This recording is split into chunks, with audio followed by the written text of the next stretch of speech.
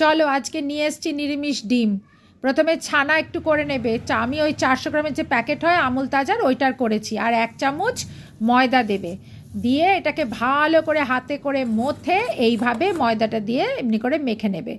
তারপরে আমি 6টা টুকরো বের করেছিলাম।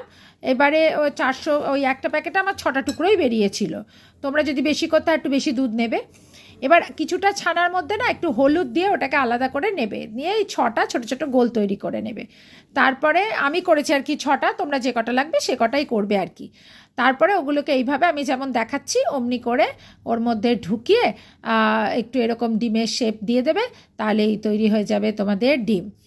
এইগুলো গড়তে গড়তে একটা বাটির মধ্যে আর কি একটু জল ফুটতে দেবে, অল্প নুন দিয়ে দিয়ে ওর মধ্যে এগুলো যখন সব গড়া হয়ে যাবে, জলটা ফুটতে শুরু করবে, এই নিরামিষ ডিমগুলোকে ওই জলের মধ্যে দিয়ে দেবে সেদ্ধ হতে।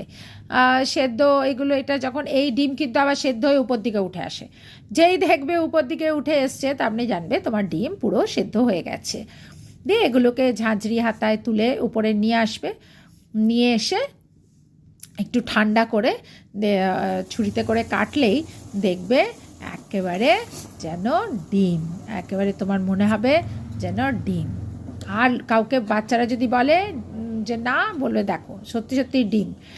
বাচ্চাদের খুব মজা লাগে, আমার বাচ্চা তো খুব মজা করে খায়। আমরা কাল খেয়েছি, নিরামিষ ছিল না, বৃহস্পতিবার কাল আমরা খেয়েছি, তোমরাও ট্রাই করো, ভালো লাগবে। ডিমগুলোকে এবারে তেলের মধ্যে ভেজে নেবে, পনিরের ডিমগুলোকে ভেজে নিয়ে গ্রেভি বানিয়ে নেবে। গ্রেভি বানানোর জন্য আদা, টমেটো, কাঁচা লঙ্কা পেস্ট করে নেবে, তেলে অল্প 5 ফোড়ন দেবে, দিয়ে আদা টমেটো লঙ্কা পেস্টটা ওটা ভালো করে কষে নিয়ে ওর মধ্যে জিরে ধনে গুঁড়ো দিয়ে একটা জিনিস আমি দিয়েছিলাম এবং খুব ভালো লেগেছিলো, সানরাইজের বাটার মশলা, পনির বাটার মশলা একটু দেবে, দেখবে খুব সুন্দর স্বাদটা হয়। দিয়ে ওর মধ্যে আর গরম মশলা দিও না, তাহলে বাটার মশলার স্বাদটা পাবে না। আমি একটু মটরশুঁটি দিয়েছিলাম, নুন হলুদ সব দিয়ে ভালো করে নাড়িয়ে আলু দিয়ে একটু গরম জল দিয়ে তারপরে ডিমগুলো ফেলে দিলেই তৈরি হয়ে যাবে নিরামিষ ডিম।